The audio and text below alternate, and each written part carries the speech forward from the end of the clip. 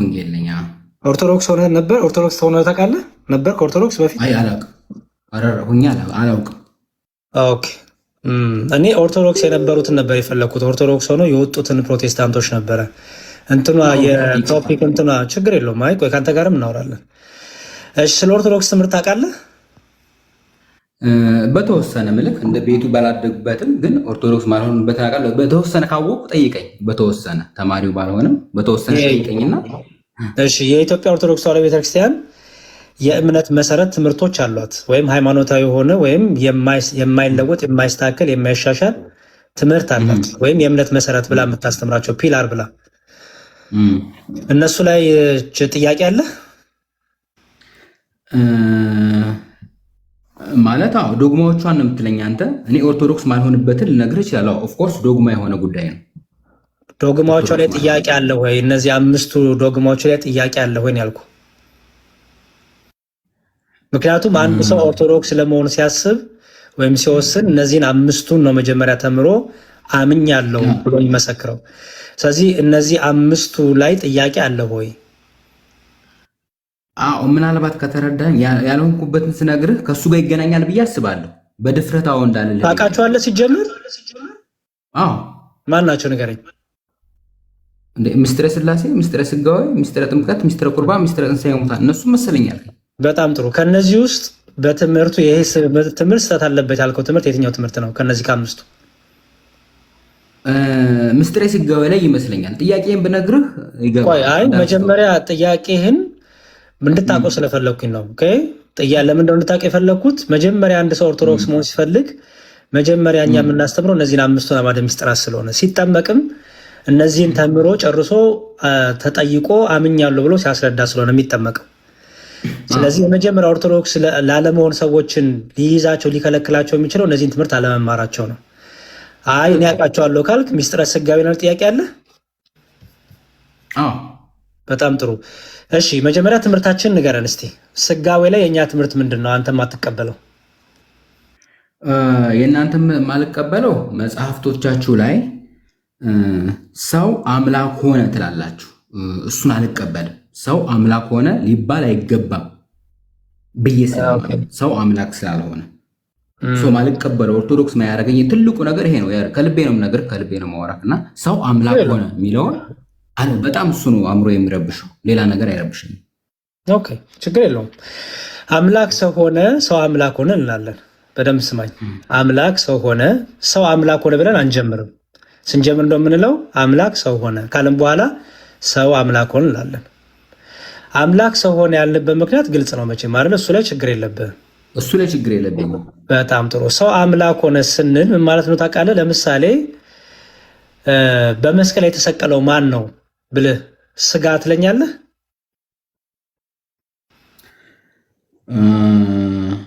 በመስቀል የተሰቀለው ኦፍኮርስ መለኮት አልተሰቀለም። ኦፍኮርስ የተሰቀለው ማን ነው በመስቀል ላይ? እኔ ጠየቅኩህ። አሁን በመስቀል የተሰቀለው ማን ነው ያልኩህ? ስግው ቃል። ለምን ስግው? ለምን ሥጋ አትልም? ለምን ስግው ቃል ትላለህ? መለያየት አልችልም። ለያይቼ ለምንድን ነው? ኦበዝ አየኸው። ስለዚህ አሁን ምን እንላለን እኛ? አምላክ ሞተ እንላለን አይደል? አይደል? አምላክ ሞተ። አሁን አንተ ክርስቲያን ከሆንክ አምላኬ ሞተ ስትል እኮ አታፍርም አይደል? ለምሳሌ ሙስሊሞች እንዴት አምላክ ይሞታ ይላሉ። አምላክ እኮ ይሞታ አይደለም ይላሉ አይደል? እኛ ግን አምላክ ሞተ ስንል አንፈራም አይደል? አምላክ ሞተ ብለን የተናገረው ለምንድን ነው? የሥጋን ባህሪ የሥጋን አካል ገንዘቡ ስላደረገ ለሥጋ የሚነገረው ለአምላክ ተነገረ፣ ለአምላክ የሚነገረው ለሥጋ ተነገረ። ለምሳሌ የክርስቶስ ደም ከኃጢአት ሁሉ ያነጻናል አይደል? ትክክል። ደም ኃጢአት ያነጻል በባህሪው ደም መሆኑ አይደለም። የኔ ደም የማንም ደም አያነጻም። በጣም ጥሩ። የክርስቶስ ደም ስትል አሁን ደም ስትል ለብቻው ስናየው የሰው ነው አይደለ? የሰው ባህሪ ነው አይደል? ግን ለመለኮት ለእግዚአብሔር ልጅ ለሆነው ለክርስቶስ ለራሱ ለአምላክ ደም ተብሎ ተነገረለት አይደል? ትክክል። ያ ደም ደግሞ ምን ተባለ? ኃጢአትን ይቅር የሚል ነው ተባለ አይደል? ኃጢአት ይቅር ባይ ነው ተባለ ደሙ አይደል? ደም እኮ ኃጢአት ይቅር ባይ ተብሎ አይነገርለትም አይደል? እንደ ኖርማል ካለ ትርጓሜ ካየኸው ይቅር አያስብልም። ዝም ብሎ ደም መተርጎም ግዴታክ ነው። ምክንያቱም እኛ ክርስቲያኖች መጽሐፍ ቅዱስን ዝም ብሎ መጽሐፍ ለምሳሌ እግዚአብሔር ተጸጸተ ተብሏል፣ መተርጎም አለብን። ትክክል። በጣም ጥሩ። ስለዚህ ሰው አምላክ ሆነ ስል ማለት ነው እያስረዳውክ ነው እስካሁን። ይኸውልህ ሰው አምላክ ሆነ ስል ያል መሰለህ ለስጋ የሚነገረው ለመለኮት ተነገረ፣ ለመለኮት የሚነገረው ለስጋ ተነገረ፣ ለአምላክ የሚነገረው ለስጋ ተነገረ፣ ለስጋ የሚነገረው ለአምላክ ተነገረ እያልን ነው። ለምሳሌ እዚህ ቆላሲያስ ላይ እንዲህ ይላል። ቆላሲያስ 2:9 ላይ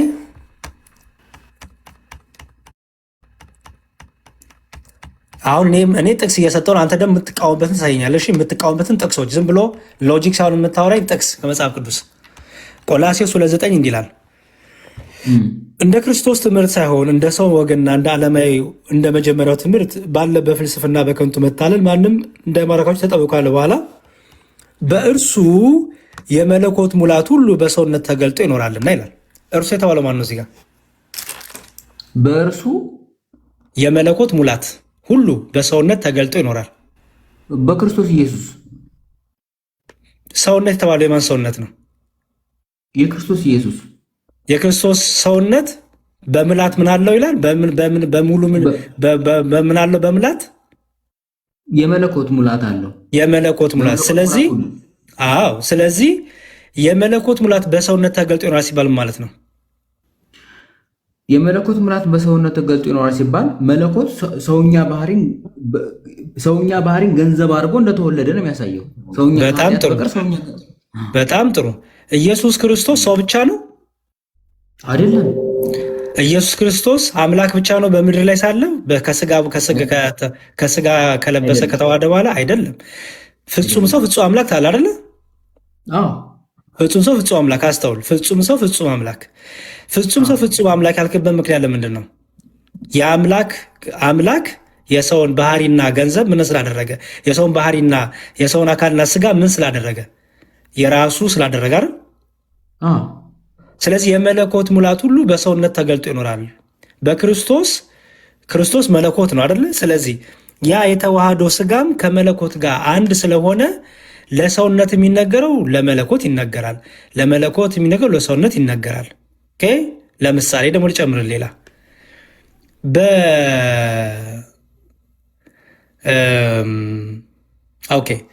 ምራቁን እንትፍ ብሎ ችግር የለም። አንዴ ስማኝ፣ ትምህርቱን ላስረዳህ።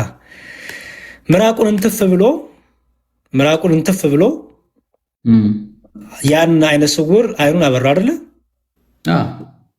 እሺ፣ ምራቅ የምን ባህሪ ነው? ምራቅ ሰውኛ ባህሪ ነው፣ የሰው ባህሪ ነው። ምራቅ ለብቻ ያድናል? በጭራሽ አያድንም። አያድንም። ግን ምራቅ አዳነ ተባለት አይደል? አዳነ ተባለ። ግን ይሄ ስለዚህ ይኸውልህ እግዚአብሔር ሰው ሆነ፣ አምላክ ሰው ሆነ፣ ሰው አምላክ ሆነ ስንል እኔና አንተ አምላክ ሆን እያልን አይደለም። አንድም አከበረው እያልን ነው። በይዘወይ ስጋን አከበረው፣ ያ የተዋህደውን ስጋ አከበረው፣ ያን የተዋህደውን ስጋ የመለኮት ገንዘቡ አደረገው እያልን ነው ሰው አምላክ ሆነ ስንል። አስተውል እንጂ እኔና አንተ አምላክ ሆንን እያልን አይደለም። አንድም ደግሞ መሰለ አዳምና ሔዋን ትዝ ይል እንደሆነ ምንነት ፈልገው ነው ዕፀ በለስ የበሉት? እሱ ላይ ችግር የለብኝም እኮ ያሬዱ። ምንነት ፈልገው ነው? መልስልኝ። ትምህርታችን እየነገርኩን ያለሁት ነው። አምላክነትን ፈልገው፣ መለኮትነትን ፈልገው። ኦኬ፣ በጣም ጥሩ። ኢየሱስ ክርስቶስ ሁለተኛው አዳም ይባላል አይደለ? ትክክል። ሁለተኛው አዳም ይባላል። ስለዚህ ሁለተኛው አዳም ይባላል። ያ ሁለተኛው አዳም ግን የእግዚአብሔር ልጅም ነው የሰው ልጅም ነው አይደለ? የሰው ልጅ በመሆኑ ከእግዚአብሔር ልጅነቱ ጎሏል? ከመለኮትነቱ ጎሏል? በጭራሽ አልጎደም። ስለዚህ ኢየሱስ ክርስቶስ ገንዘብ ያደረገው ያ ስጋው፣ ያ የነሳው ስጋ፣ ያ የተዋህደው ስጋና ደም ምን ተባለ? የመለኮት ሙላት በዛ ስላለ ፈዋሽ ተባለ፣ አዳኝ ተባለ። በቁስሉ ተፈወሳችሁ ተባለ። ቁስል እኮ አይፈውስም። ይፈውሳል እንዴ? አይፈውስም አይደል? የክርስቶስ ቁስል ግን ፈዋሽ ተባለ፣ ደሙ ግን ይቅር ባይ ነው ተባለ። ስለዚህ አምላክ ሰው ሆነ፣ ሰው አምላክ ሆነ ስንል ያ የተዋህደውን ገንዘብ አካሉ ያደረገውን የራሱ ያደረገውን ገንዘብ ያ ቃል ስጋ ሲሆን ቃል ገንዘብ ያደረገው ስጋ የቃልን ባህሪ የቃልን አካል ገንዘቡ አደረገ። ስለዚህ ለቃል የሚነገረው ለስጋ ይነገራል፣ ለስጋ የሚነገረው ለቃል ይነገራል። ምክንያቱም ከቃል ስጋ ከሆነ በኋላ ሁለትነት ስለሌለ ኦኬ። ይሄ ስጋ ይሄ መለኮት፣ ይሄ መለኮት ይሄ ስጋ ያክ ስለማትከፋፍል ማለት ነው። ያሬዱ ጥያቄ ላብራራል። ስታብራራ ግን መቋሚያን ከመጽሐፍ ቅዱስ ጥቅስ ስጠኝ። ልክ እንደኔ ዝም ብሎ ሎጂክ ሳይሆን በትጠኛውን ጥቅስ ስጠኝ። አይ ቆይ መጽሐፍ ቅዱስ ውስጥ መጀመሪያ እኔ አሁን ሎጂክ አላብራራው። መጽሐፍ ቅዱስ ሰጠው። ምን ጥቅስ ነው የፈለግከው? አሁን ሳላወራ ምኑ አይባልም ያልክበትን ለምሳሌ እኮ ልንገርካ። አትንገረኝ። ጥቅስ ስጠኝ። በዚህ ምክንያት አይባልም በለኝ። ዮሐንስ 1:14 ኧረ አባቴ ስማኝ እንጂ። አይ ዝም ብለህ እኔ እዛ አልሰማህም። ሚዲያ ላይ ከብሶ ጋር ስለምንተዋወቅ ዮሐንስ ዝም ብዬ አልሰማህም። ዮሐንስ 1:14 አነብልሃለሁ። አይዞህ ችግር የለውም። እሺ ቃልም ስጋ ሆነ። ልቀጥል። በቃ ቃል ስጋ ሆነ ይላል። ስጋ ቃል ሆነ የሚል የለም። እናንተ ግን ሰው አምላክ ሆነ ትላላችሁ። ቃልም ስጋ ሆነ ማለት ነው። ቃል ስጋ ሆነ ማለት ቃል የማይታይ የማይደሰሰው። አንዳንድ ላይ ብትሄድ መጀመሪያ ቃል ነበር፣ ቃል በእግዚአብሔር ዘንድ እሱም ቃል ስጋ ሆነ ማለት ነው ያልኩህ እኮ። እያብራራሁልህ እኮ ሰውዬ መስማት አትችልም እንዴ? ምንድን ነው? ኦኬ በጣም ሪስፔክትፉል ሆኜ ነው የማወራ። በጣም ሪስፔክትፉል ሆነ አውራኝ። ግዴታ የለብኝም እኮ አንተን መስማት አይዘው ወይ በጣም አንተንም ግዴታ የለብኝም። ካልፈለክ ታዲያ ለምን አትወጣም? የሀገር መከታ ከሌለህ ማወጣልሃለሁ። መስማት ካልቻል ዝም ብለህ በጉን ችግር የለው ውጣ። ችግር የለው በጉን እንደ አህያ እየጫንክ ንደው። ካለ እውቀት ይሄ እንደደብስ ብንደው። በቃ ደህና ደር በል ደህና ደር። እሺ በጣም ጥሩ። ኑሮ ውድ ሆናል።